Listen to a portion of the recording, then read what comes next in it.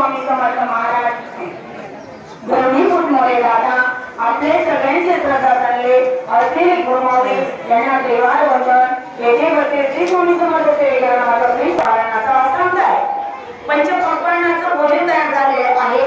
अनेक आत्म्यांनी तिथं दान पुण्य केलेलं आहे। हे काही कोणी एकट्याने केलेलं अन्नदान नाहीये, त्याच्यासाठी ते तयार झालेलं ताट आपल्याला फक्त खायचं आहे। खूप आत्म्यांनी इथं स्वामी सेवेकरी म्हटला त्याच्या घरात किती पण परिस्थिती कमी असेल तरी तो आटा पिटा करून इथं आणून देतो। तुम्हाला सांगते मी कालपासून ह्या केंद्रात किती साखरेच्या गोळ्या येऊन पडल्या असतील, किती तेलाचे डबे येऊन पडले असतील, किती गव्हाचे पीठ येऊन पडले असेल, कोणी कोणाला सांगितलेलं नाही। कारण या मार्गात आपले गुरुमावली सांगतात जो मी म्हणे तो तिथं संपून जातो। हा शब्द ज्या सेवेकराला कळला त्या व्यक्तीला तोच खरा इथं सेवेकरी समजला जातो।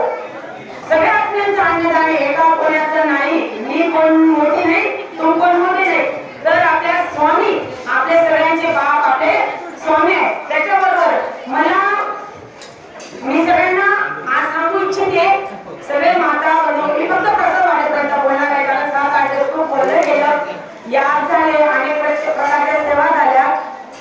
मला अनेक माता बंधूंनी प्रश्न विचारले की ताई या सेवा केंद्रात एवढं मोठं काम कसं झालं बा, कसं काय केलं काम असं, तर मला निश्चितच ज्या आत्म्यांनी मदत केली आहे त्यांचं पण गुणगान करण्याची इच्छा झालेली आहे। ते आत्मा असा आहे की आपले महाराष्ट्र राज्याचे शिक्षण मंत्री आदरणीय इथे राजकारण नाही, इथे ज्यांनी पण काही पैसा लावलेला आहे त्याचा उल्लेख केला जातो ते तर आपले राज्याचे शिक्षण मंत्री आदरणीय सगळ्यांचे लाडके असते दादा भाऊंनी खूप मदत केली। मदत कशी केली आहे हे असं काम नव्हे, सेवेकरी विचाराने आपल्याला 4-5 लाख रुपये दिले जमा करू, पण हे काम काही एवढं छोटं काम नाही। बघा सुरुवातीला आपल्याला साहेबांनी अशी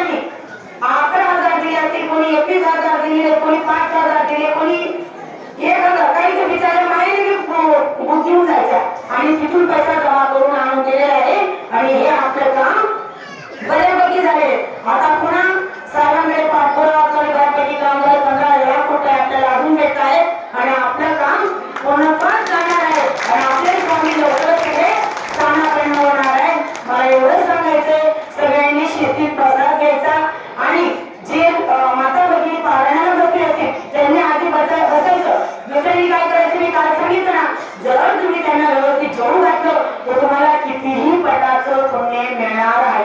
आपणच आधी बसून घ्यायचं नाही, शिस्तीचं पालन करायचं. आपल्या पाठ लगेचच उचलून एका साईडला ठेवून यायचे. बरेच माता आपले पाठ आपल्या जवळ होतात, असं बोलू नका. स्वामी ब्रह्मांड नायक आहेत, इथं चुकी काहीच चालत नाही.